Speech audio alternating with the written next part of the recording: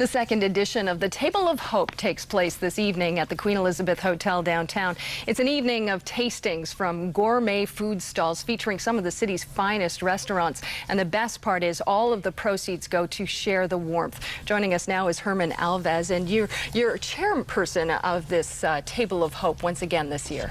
Hi, Deborah. Yes. Thank you so much for joining us today. Well, thank you very much. Tell us about how this all began. It was once Taste of the Nations, and now it's Table of Hope. Tell us about why it's changed names in the past 2 years.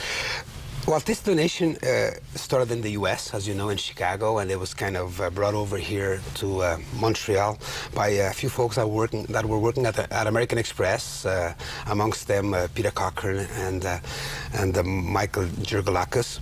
And then Laurie Starr got involved. Laurie Norman Starr got involved in the early stages of Taste of the Nation, putting it all together, and they recruited Mrs. Mulrooney to be and Patrice Lécuyer, if I remember, to be their honorary presidents, you know, and it went on for a good 14 years until, unfortunately, Laurie Starr fell ill, I should say, and she passed away.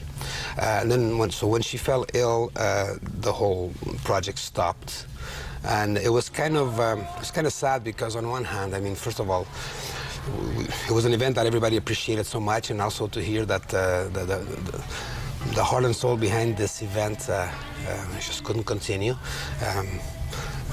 That's when I decided to ask Laurie Starr if she wouldn't mind that I take over. And when you did take over, you changed the name, and that's because you wanted all of the proceeds to go to one organization, basically. Well, it wasn't quite that way in the sense that we didn't change the name because we wanted to give all the money to one organization. It's just that Taste of the Nation, it was a charitable organization that had already surrendered its charter to the federal government, and it was also a name that was hard to translate in French. In other words, Nation has kind of a political connotation, so we thought it would be better to start off with something new, with the same organizing committee, but we decided to call it the Table of Hope because La Table de l'Espoir is similar to the name of Share the Warmth in French, which is Partageons l'Espoir.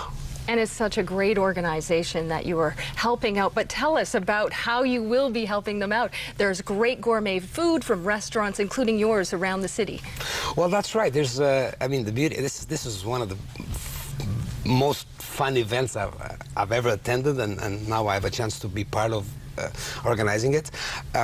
We have like 45 restaurants in Montreal, and then we have a lot of supporting cast, as I call them, you know, the companies that specialize in desserts, like Don's Desserts. And you have sous chefs as well, the likes of Laurie Graham, Mose Persico. I will be there as well tonight.